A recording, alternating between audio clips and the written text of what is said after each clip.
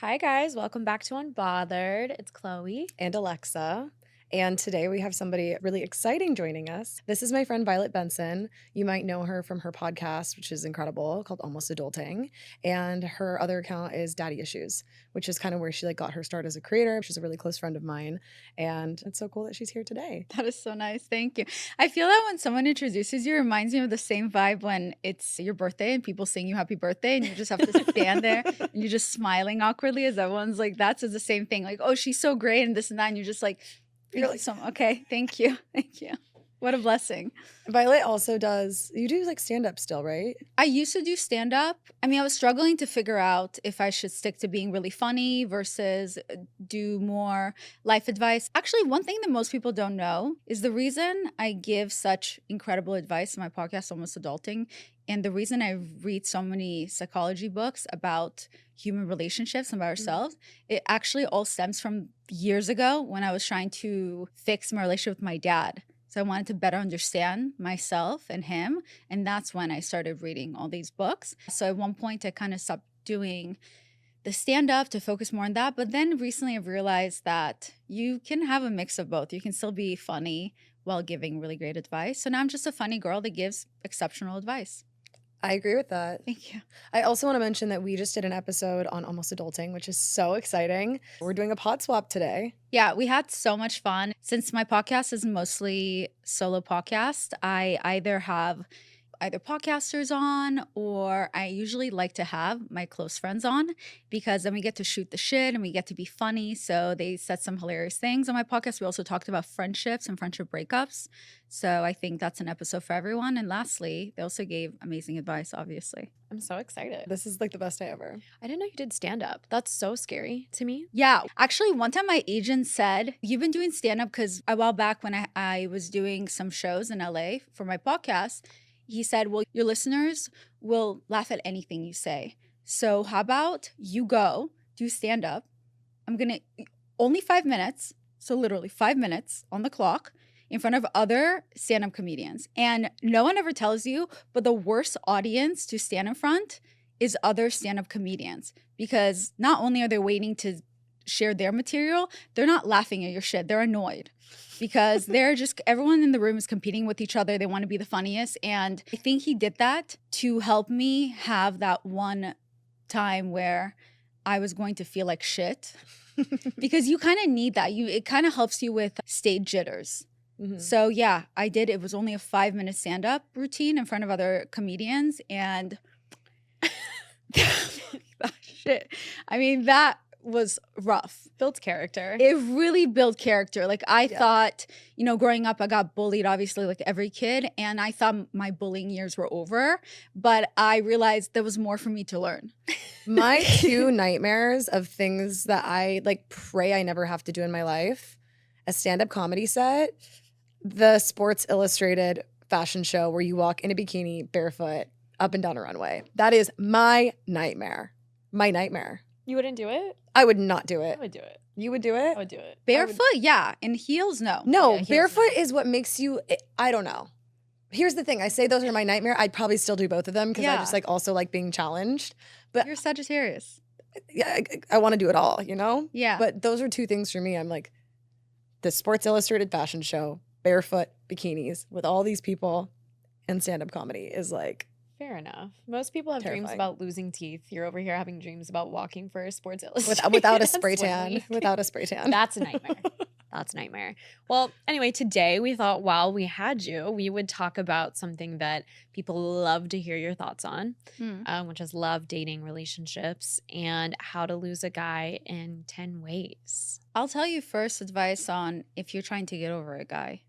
The fastest way to get over someone is to get to know them better. Wasn't you who said a crush is just a lack of Oh, information? Literally, Yeah. literally. Once you get to know them, yuck. 100%. But yeah, let's actually talk about how to lose a guy in 10 ways, which, by the way, phenomenal title. You guys are Thank you. geniuses. I wish I came up with that for my podcast, but it is what it is. So yeah, let's talk about, there's so many ways we can lose a guy. I would say the first thing is on the first date. So on the first date, I feel that a lot of women tell on themselves too quickly. And not everyone's going to love hearing this. But as much as we sit around, we talk about how men should treat me like that, man should treat me like this, I deserve this and this and this, and or why is this person treating me like shit? A lot of the time, people don't realize, but women set the standards and men follow. And it all starts on the first date. And a lot of the time, the first date, many of us, women, we're talkers, we're yappers, it's fun. We think, well, I want him to get to know me. So we start yapping. And a lot of times we yap about our exes and how shitty this guy used to treat me and blah, blah. And that is you telling on yourself because you don't realize it because you think, I'm just having fun. I'm allowing him to get to know me. And maybe I'll get some brownie points because he'll be like, no, that guy treated you like shit, then I'll save you. I'll treat you better. No. What's actually happening is in that moment, you are subconsciously telling this man how he should treat you. When you are telling someone that someone, not just one person, multiple people, all of my exes have cheated on me. Interesting. So you allowed and stuck around with multiple people. You continuously are just drawn to these type of people. Interesting. That's telling me, that's giving me information about you. So people on a first date, you have to take more as an interview. As much as you don't want to, it's an interview. This person is still not your best friend. Yes, be yourself, but it's okay to hold some information to yourself. He doesn't need to know that your boyfriend used to cheat on you with your sister. Wait to the fourth date to tell him that, you know? In the first date, you're interviewing each other. So you are collecting information. So instead of telling on yourself by telling this person how he should treat you, because if you're telling him, my ex used to treat me like shit, he was never around, he used to break up with me on the weekends, he would take 2 to 3 business days to text me back. Great. So that guy now hears, okay, so if I just take one day to text her back, then I'm still in the game. That's all I need to do. Cool. Great. I don't even have to try. Yeah, I've never had a boyfriend. I've always been in situationships. Great. That's what we're going to be doing. Like, you're literally telling on yourself. So instead, it's okay if you say things of how you want to be treated by saying, you know, my ex was so amazing. All my exes were great, but obviously we weren't right for each other, so it didn't work out. You can just say stuff like that. They don't need to know he has a restraining order against you. Wait to the 5th date to tell him that, you know? Yeah, it also makes them want to rise to the standard. Men are so competitive. Men are so competitive. You tell a guy that your ex send you a bouquet of flowers once a month, he's now sending you 5. Men are competitive. They are going to want to step it up and be better than your ex. Period. I mean, yeah. So just every time you go on a first date, just let him know. Flowers, weekly basis. If you ever catch me on a first date again, I will be telling him that my ex was Jesus, that he walked on water, that he did everything right. Well, you don't want them to. Then you're like, how do I compete with Jesus? You're like, well, he actually has superpowers. Like millions of people pray to him. So then he just won't be able to compete. No, not Jesus. But I think I made that mistake so many times of opening up, not on the first date, but second or third, of being like, I always got cheated on, or this happened and that happened. And then the cycle prevailed. Yeah, because you're telling yourself exactly what you were willing to put up with, what you accepted. And I know it sucks to hear that, but that's just how humans roll. And another thing that I think that a lot of us, this is not just dating, we need to stop doing is when you're constantly putting yourself down, whether it's in relationships or around your friends, let's say you're dating a really great partner and you always say, I'm just not that great. Like, you're so much better than me. Or like, stop telling me I'm so smart. No, I'm not. You're constantly putting yourself down in front of this partner. Eventually, this person's going to look at you subconsciously without even realizing it's happening. And they're going to say, maybe they're onto something. Maybe they're not that great. I went on a first date with this guy and I was so excited to go on a date with him. I thought he was so cool. I just was like, this guy's really awesome. I get on the first date, really liked him. And within the first 20 minutes, he looked at me. He goes, I feel so lucky to be here. This feels like a Make-A-Wish. I got the it so fast. I was like, okay, yeah, be excited to be here, but you feel like a Make-A-Wish? No. No. Oh my God. Couldn't. I was like, oh, that's sweet. And no, I did think it was no, it wasn't. He goes, this feels like a Make-A-Wish because he was telling me all the things that he didn't like about himself. He's like, I don't know why someone like you would even like go on a date with someone like me. This is so amazing. This feels like a Make-A-Wish.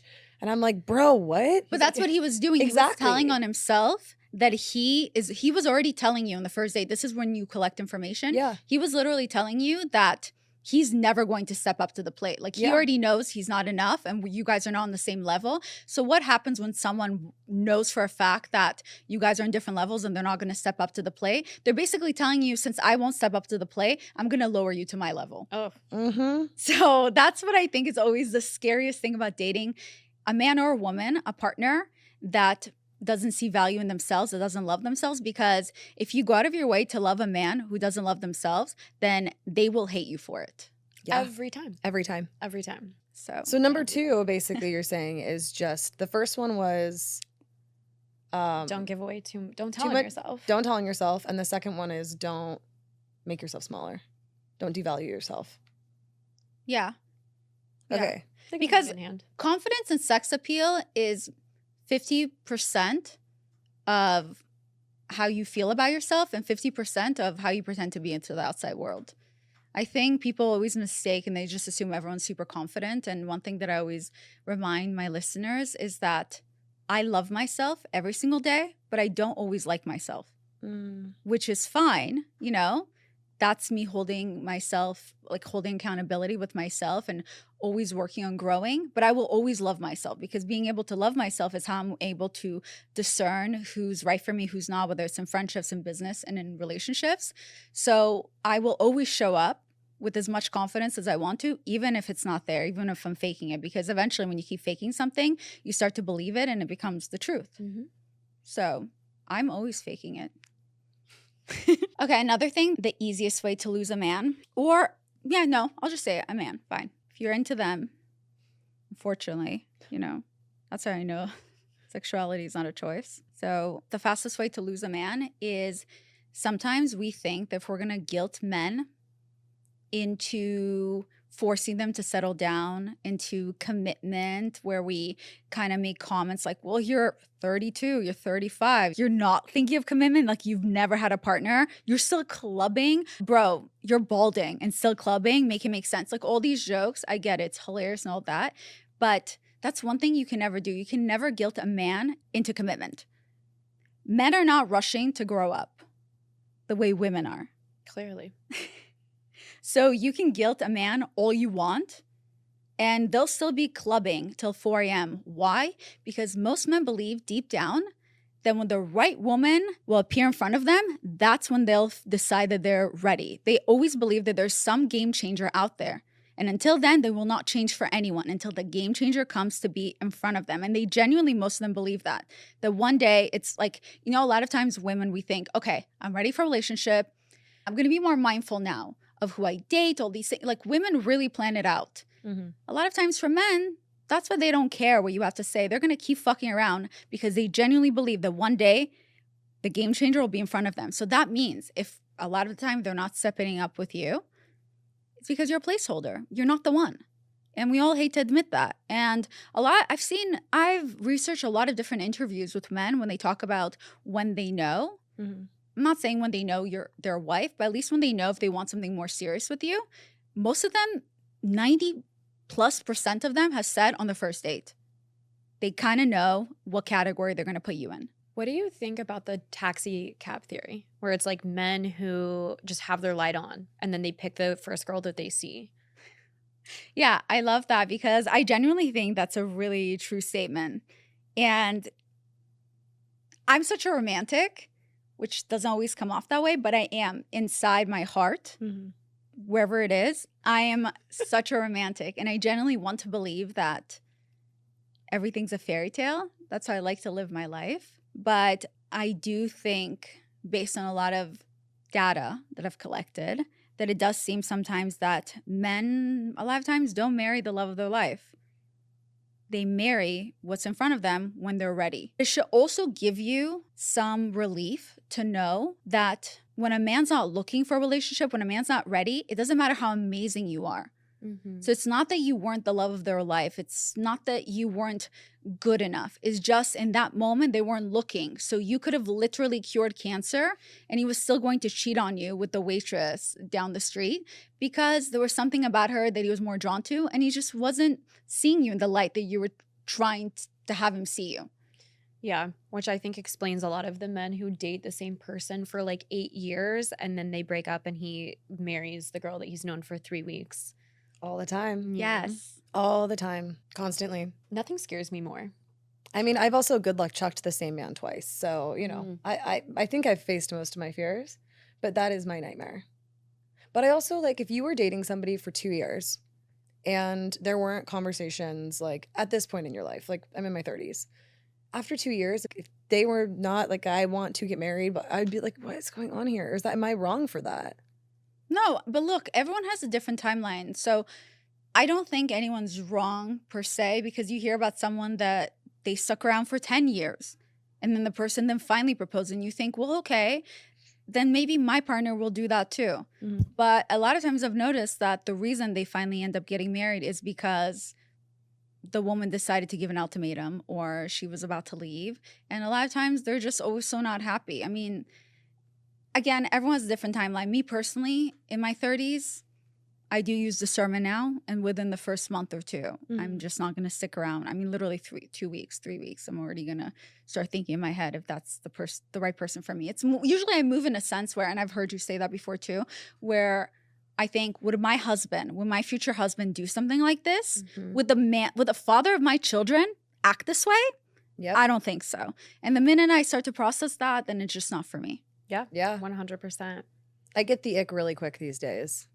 Also, I don't understand wanting to even remain in a relationship where you have to give an ultimatum, because when you really look at what that is, it's like you're forcing someone to commit to you. And is that actually love? Is that actually something that you want to introduce to your kids as what love is? I don't think that would fulfill me over time. I agree. But if I was playing devil's advocate, which I try to do pretty often because I don't want to stick to just my opinion and I try to think of the reasoning for other people's actions, I think a lot of the time we tend to take things for granted when they're always in front of us. Yeah.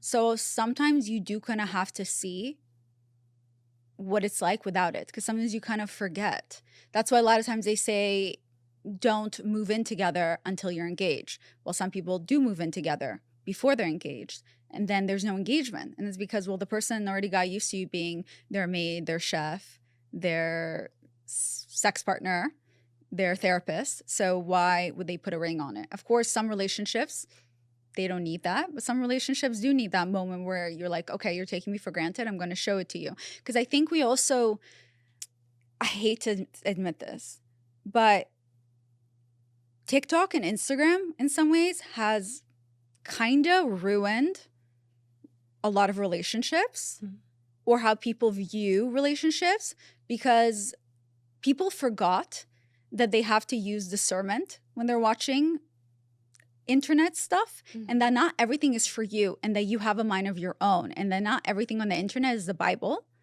So you have to realize that some of these videos are not going to apply to me. And if I do think this may apply to me, I'm going to maybe take this with a grain of salt and then figure out how to move forward. Because a lot of times people now see these videos and they're like, well, if he's treating you like this, then goodbye. And you just go, you know what? You didn't call me yesterday. So I know we dated for 3 years, but screw this. I know what I deserve. Goodbye. Or sometimes I've had girls who reach out to me trying to get advice about what they deserve. And I was like, well, I'm going to be honest with you.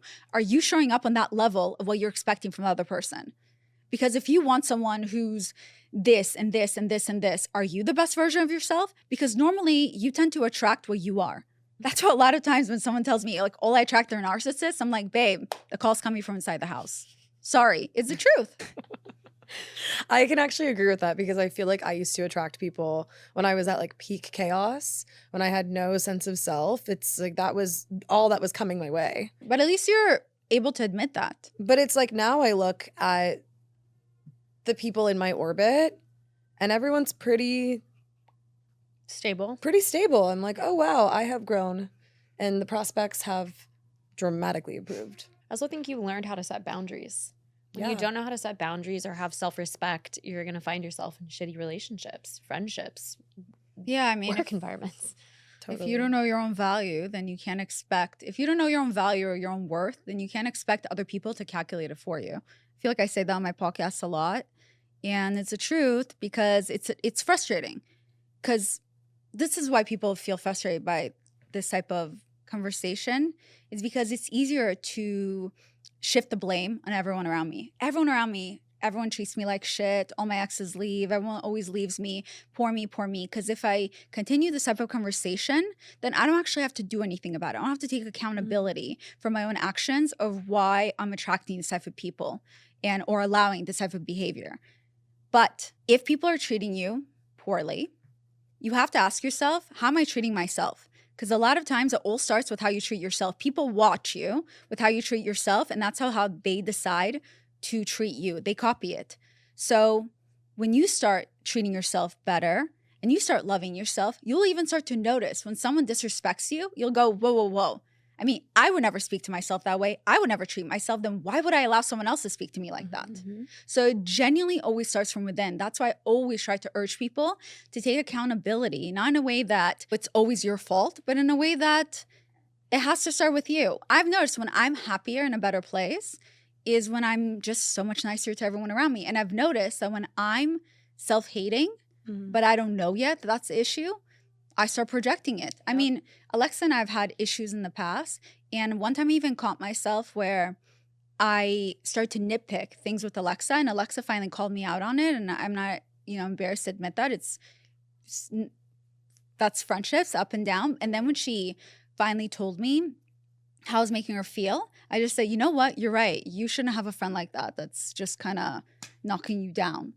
And we took space from each other, but it was also time for me to start processing, why was I acting that way with Alexa? Like, what was she doing that I felt the need to constantly be like, why would you, I don't like that type of person. I don't want to be that person. It's not a nice feeling to admit that to myself, that I'm seeing myself act that way.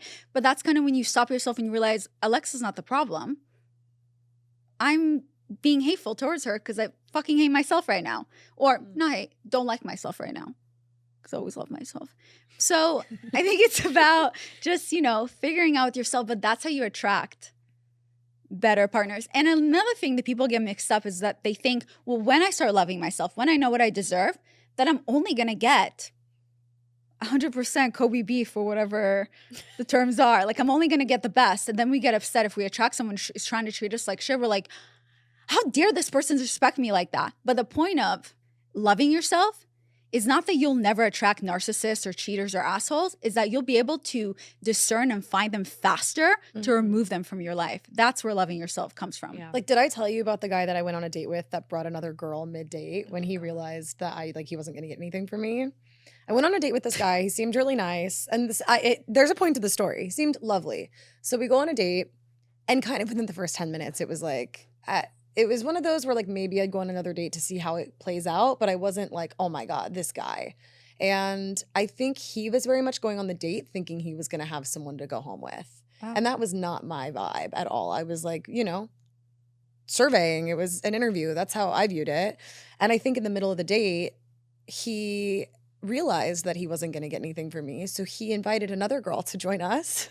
And I knew her. Crazy. He didn't know that I knew her. But for a second, I was like, how is this my luck still? I've worked so hard on myself. How did this happen? I realized I was like, I'm just going to honor myself by literally never speaking to this person ever again.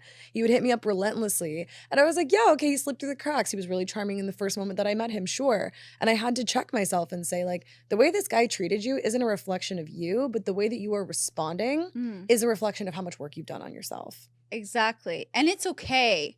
This is the problem. The minute our feelings get hurt or we start to pity ourselves or feel bad about ourselves or end up in a situation like this, we immediately think, shit, I thought I was working on myself and now I'm 50 steps backwards. And you don't realize that the part of working on yourself and part of growing is it's normal you're not meant to go in a straight road. It goes, zigzags and circles and all that. But as long as you catch yourself faster, like what you did, it's normal to have the thought. By the way, we can't control our thoughts. Yeah. Whatever videos you've seen before about people like, well, you can control them. No, you go outside, you see a girl with a shitty outfit, no matter what, your Mother Teresa, you may suddenly say, what the fuck is she wearing? Like, I would never leave the house like that. And then you're like, shit, what the hell? You're supposed to be a nicer person. What are you doing? It's a thought. But the whole point of thoughts is that we may not be able to control them, but we can control how we react. So of course, it's shitty when you think you've been working on yourself and you've been doing your best to attract the best type of people. And then you go on a date and this person's about to just shatter everything you've been working on for the last year. It sucks. But it's amazing. It shows your growth by the fact that you were able to go, wait. You know what? I'm not going to let this sub of a human, random loser, make me feel less than. No. Because we don't actually know why people do what they do. We think we do. We make our assumptions, but we will never know. Even if you ask them, they may lie about it. So if you never know why someone does whatever weird shit they're doing, you just have to accept that it has nothing to do with you and it's not personal. I'm telling you, 99% of the time, how people treat you is not personal. Great example going back to Alexa and I, the way I treated her really wasn't personal. Deep down, it really had nothing to do with her. Because especially like if you're irritated by a friend, you can also just not be their friend. There's no reason then to kind of knock them down or say catty shit. It's not nice.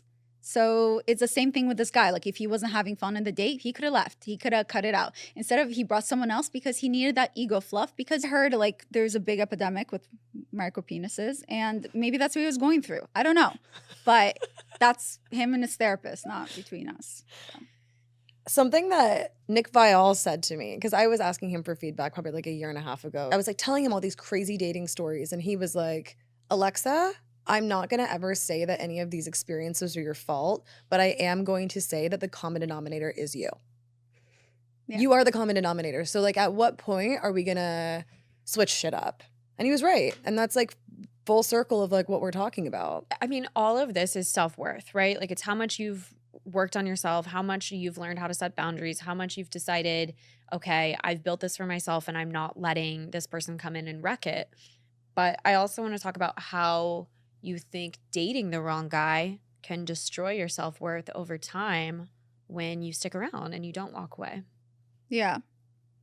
I mean, I think it's like I mentioned earlier on in the beginning of this is that you try to love a man who doesn't love himself and he will hate you for it. Because if you can't bring someone up if they don't want to come up, but it's much easier to bring someone down if they're already down there. And that's the scariest part, whether it's being around friends who are really negative when you're a positive person or dating someone that's not on your level. Because a lot of times we're dating someone and they say words like, you're just too good for me. I don't deserve you, blah, blah. And you think, amazing. He knows my worth.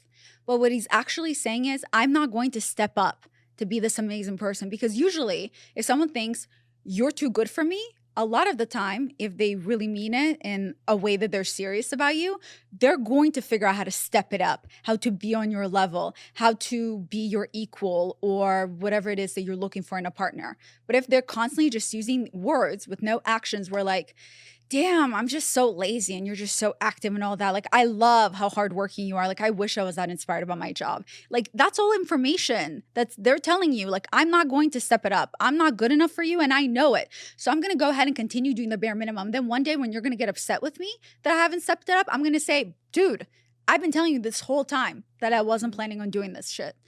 And it's the worst because a lot of times in situations where you really like someone, I dated someone like that in the past. It's weird because all you hear is compliments. But the worst part is when someone keeps putting you on a pedestal, you have no choice but eventually to fall off of it. The more we kept dating, the more I kept trying to prove to him that he was good enough for me. And the more I went out of my way to prove it to him, the shittier I felt and the shittier I started feeling. I mean, one time I remember we were going home from some event or whatever. We had a great night. And out of nowhere, he was drunk and he's just like, you make me feel so bad about myself all the time. And I'm like, what? What am I doing? Like, how can I fix it? And he's like, you have this house and like, I just live with roommates and like, you're so passionate about your career. And I just like, I'm still figuring it out. And here I was sitting there like, oh my God, babe, like we can figure out, like I can help you with your photography. Like I'll write a poem book. I remember this man. You don't have to be a dumbass or someone with low self-esteem to get caught up with a man that you have to bring up. There's a lot of independent women out there who have dated men like this, and you accidentally get blindsided and you just try to fix it, because that's what women do. We're caretakers. We try to fix everything. Yeah. And I was like, oh yeah, I'll do a poem book, and then we can add your photography in the poem book, versus being like, go get a job.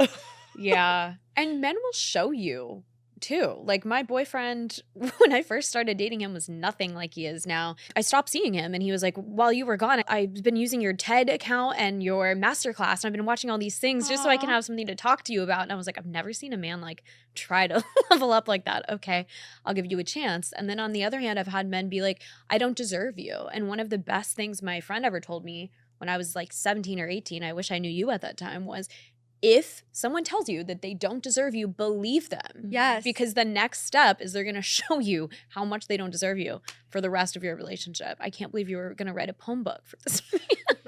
She did I a lot more. write poems, so I just makes sense. The next step, yeah. Well, I also just kind of find every time I've been in a relationship where the conversation gets brought up of like, I don't deserve you or whatever, it's just, it always ends in them trying to destroy me, take me down to match them at their level or even lower. And then if I don't do that, which some men have dragged me to lower levels of myself or have at least made it very hard to fly, when I keep flying or I keep doing me or I keep whatever, it just always ends in resentment. It ends in me doing so many wrong things, me being so wrong. All of these things that they loved in the beginning are now things that they just cannot fucking stand. Just because from the beginning, all these things that they would build up and say like, this is amazing about you. I wish I had that trait. I wish I had the ability to do that. I love that you put in the work when you were a kid and you built whatever. Yeah. It's like every guy that's like, oh, I wish that was me. Like, just say you want to be me. Just say you want to be me. But that's the actually point. Dated this one guy one time, and I was his dream girl. He told me I was his dream girl for 2 years. He would talk about me to his friends. And then one day we ran into each other at a restaurant and he was on a date that day. I actually, said hi to him or whatever because I was like, oh, you look familiar. Then he DM'd me afterwards and we started speaking and he asked me out on a date. He was so excited to go on a date with me. And he just was waiting for that moment. And then what happens when you're a man's dream girl?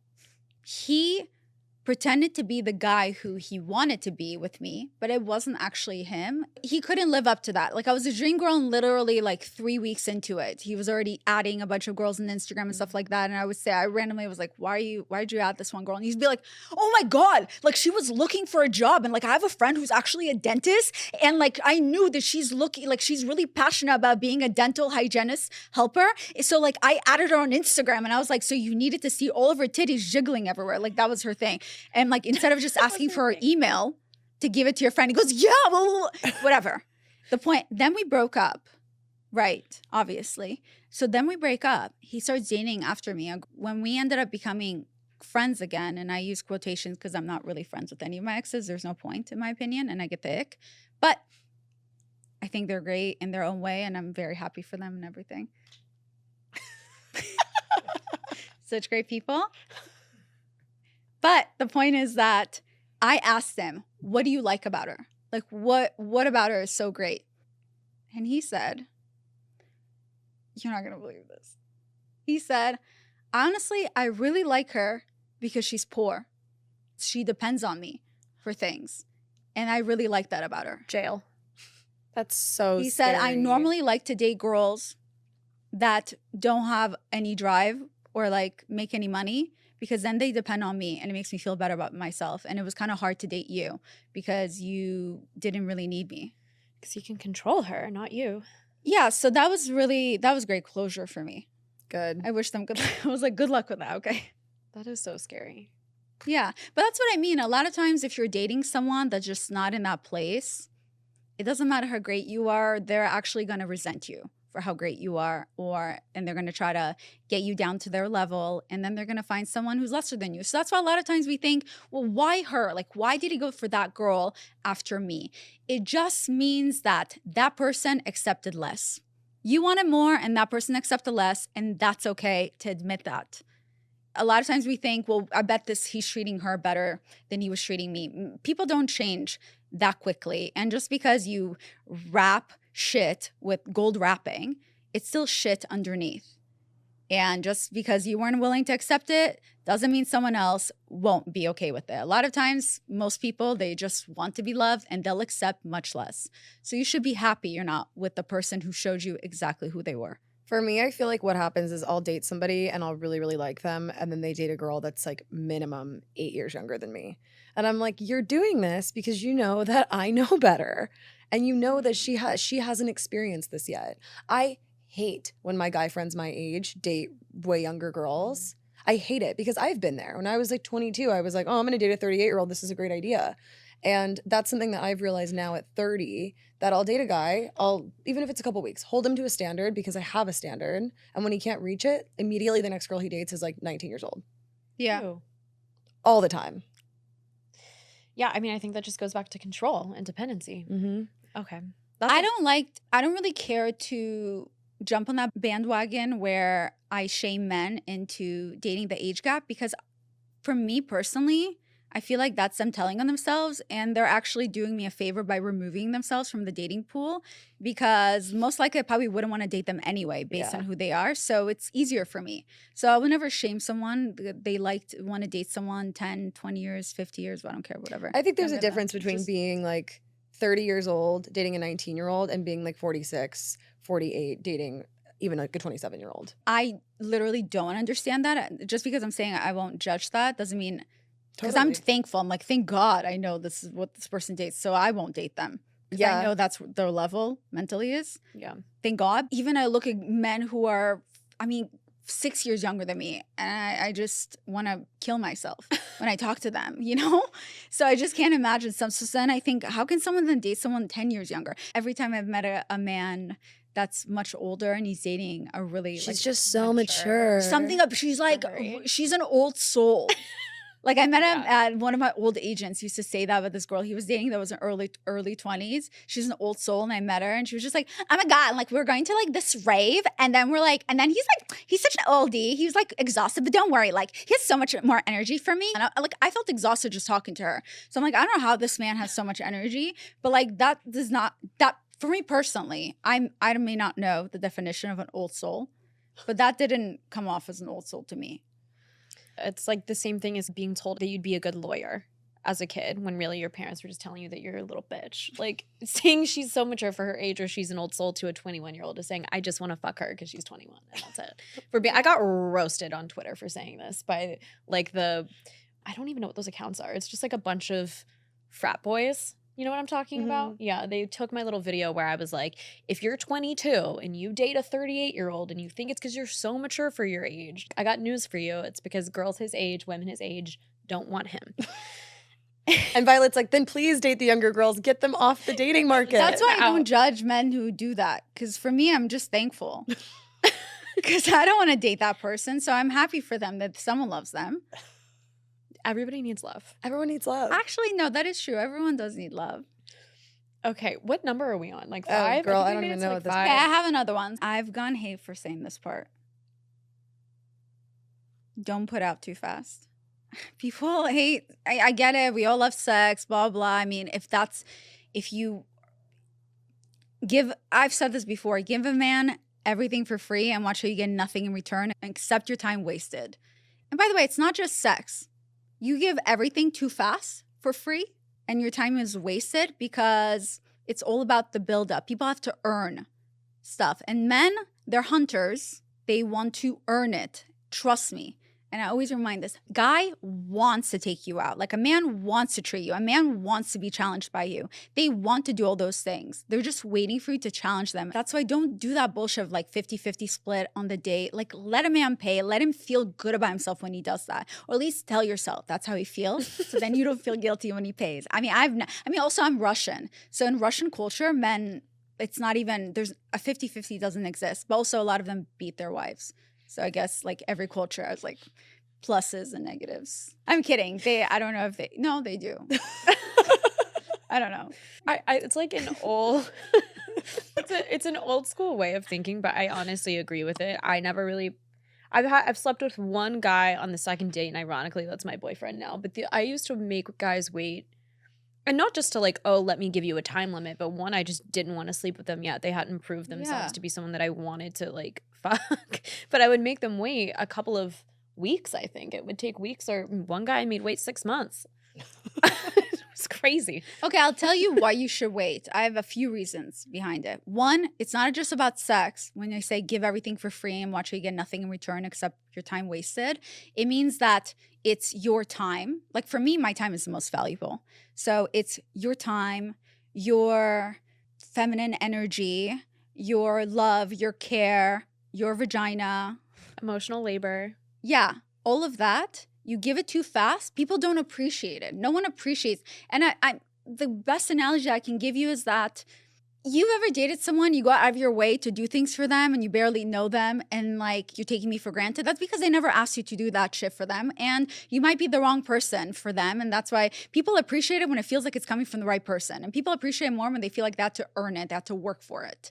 And another reason why you shouldn't rush into sex is because when you rush into sex with someone, with a man, you should listen to my episode on how men fall in love because I talk about vasopressin, which is actually the hormone that you need to trigger in order to get a man to fall in love with you.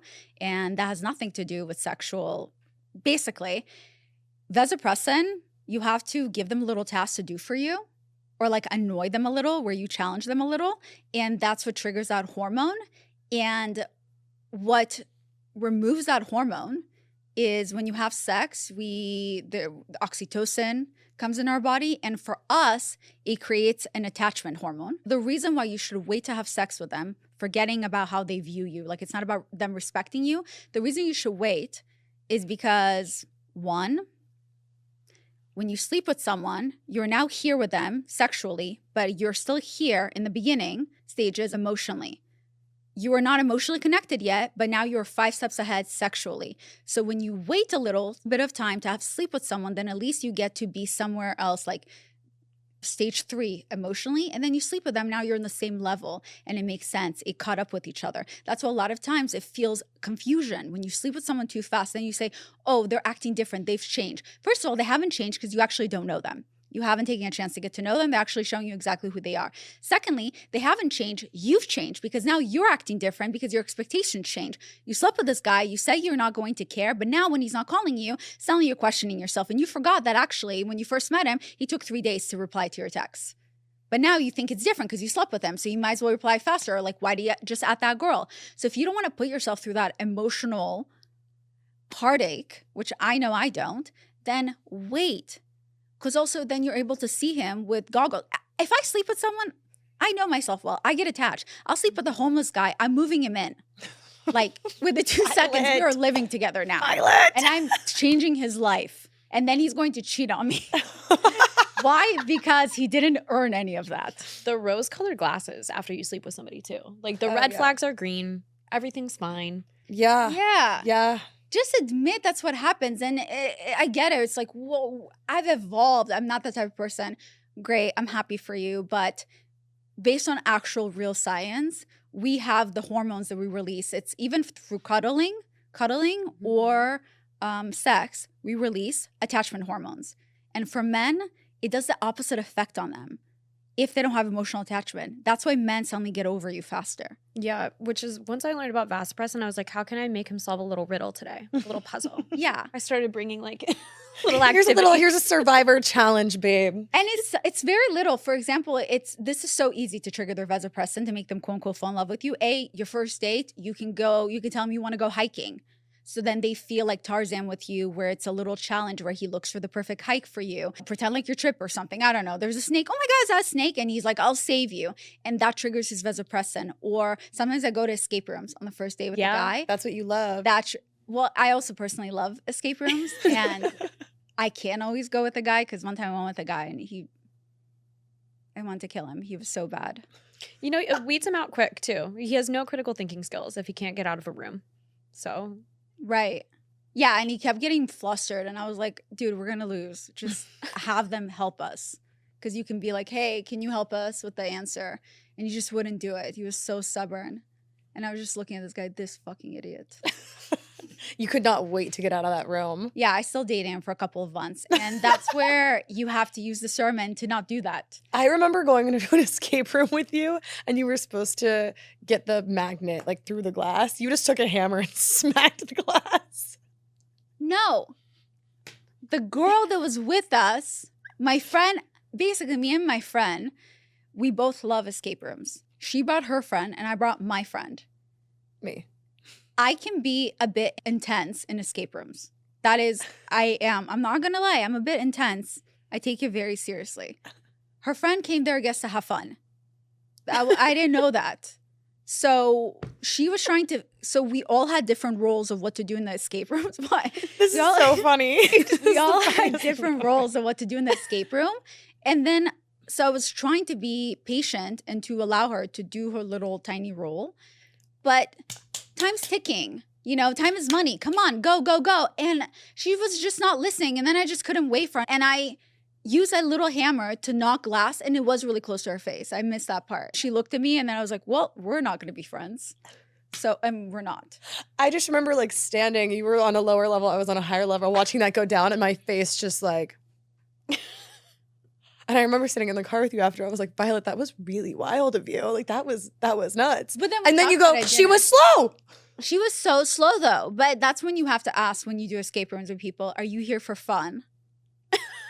Or Most people are. Or are you here to destroy? Yeah. But I actually, one thing that I love about love languages is that a lot of times people only focus on love languages with partners, and you don't realize that it's also important to know with your friends and your family members, with your platonic relationships. Because a lot of times how I want to be loved is different than my friends. Mm-hmm. And one thing that recently I've noticed, like one of my friends, I thought she loved escape rooms as much as me. My girlfriend Adelaide. I found out that she actually is like whatever about it, but she knows I love them so much. Anyway, some other things that you shouldn't do when you first start dating someone, don't make them your whole world before you get to know them. That's another mistake that a lot of us do, is that we get so excited that we finally met someone. There's finally someone in front of us, and then suddenly we start filling in all the blanks of who they can be for us and their potential. And suddenly we are canceling hangouts with our friends, where I'm canceling my hobbies just to put this person first. And again, people don't appreciate you doing something for them if they haven't earned it. So a man, especially a man, is not going to appreciate that you're going out of your way to cook for him a 7-course meal on the second date. He's not going to appreciate the fact that you moved closer to be next to him after the first date. Like, he's not going to appreciate the fact that you gave up all your friendships just for him. He's just going to view you as a pushover, and it's kind of going to make him lose respect for you a little bit. It's going to take you a little bit for granted because he didn't have to work for it. Yeah. Right? And vice versa. How would you feel if all of a sudden you started dating a guy and he just lost all of his friends and wanted to be around you 24/7? I would love it. I'm kidding. Yuck, No, I wouldn't. yuck. No, I would. I like when people have their own life Yeah. outside of me. Yeah. I think rushing into just being like, oh yeah, I was hanging out with a friend, but it's fine. I can just cancel my plans. Like, that man is not going to respect you for doing that. Mm-mm. Men want an independent woman, so then they can resent you for it. I'm kidding. By the way, men are so great. There's so many of them that are great out there. And I make a lot of these jokes, but there's a person out there for you. So I would say the next thing that's can ruin dating with someone is by watching too many TikTok videos and relationship dating advices and following it to a T, by being like, well, it took him 7 hours to get back to me, so it's never going to work out.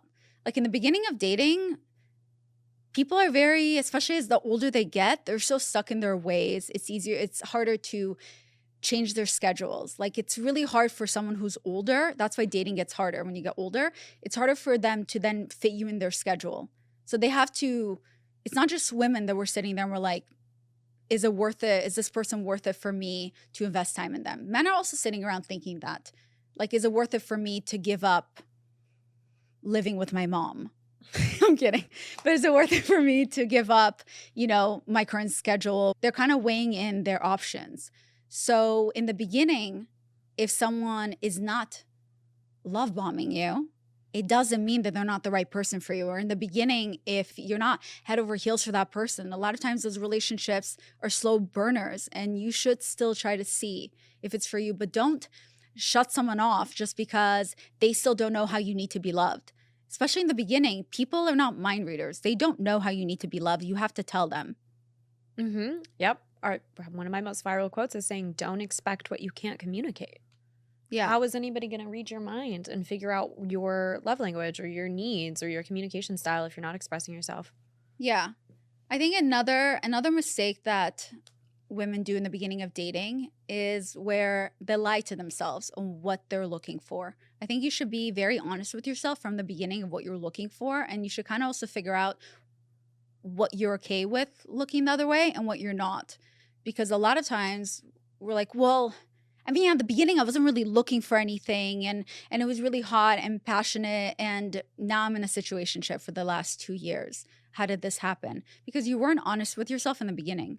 You were looking for love, but you were really drawn to this person, and you were hoping somewhere down the line things were going to change. Sometimes it's easier and it's better to feel lonely for a couple of months than it is to be with the wrong person, because nothing will make you feel lonelier than being with the wrong person. I remember whenever I've dated with one of my exes, I have felt more alone being with him than I did when I was alone. Yep. Absolutely. Yeah, a relationship isn't a solution for loneliness by any means. And I think a lot of people think that it is. It's also important to take into account the sunken cost fallacy. Have you guys heard about that? No, share. Yeah. It's basically just how people will be more averse to leaving a relationship or a situation that they've spent more time in, because it's like, oh, well, I've been with him for 2 years or 5 years or 8 years. You know, if I leave, I'll have to start all over. So being honest with yourself in the beginning will save you so much heartache and time wasted. Exactly. You know? Well, I'm realizing we've now been recording for an hour and a half, and Violet, Really? you're so good. You are so good at advice. You're so good at talking that I feel like, we got to 5? I think we might need to do a part 2 in a couple months and have you back on the show. Yeah. I did have one last thing to say, but I'm going to stop. Save it for the next time. Yeah. Okay. I'm going to save it for the next time. So anyway, thank you so much for having me on. Don't forget to listen to their episode of my podcast, Almost Adulting. Please give them 5 stars on Spotify. What are your handles? Where can they find you? Oh, right. I have socials. You can find me at Violet Benson on Instagram and TikTok, at daddyissues_ if you're into memes, or Almost Adulting if you want to listen to my podcast, or on Instagram. And we have a new episode every Thursday. Thank you so much for coming. Thank you so much for having me. We'll have you back soon. Bye. Bye.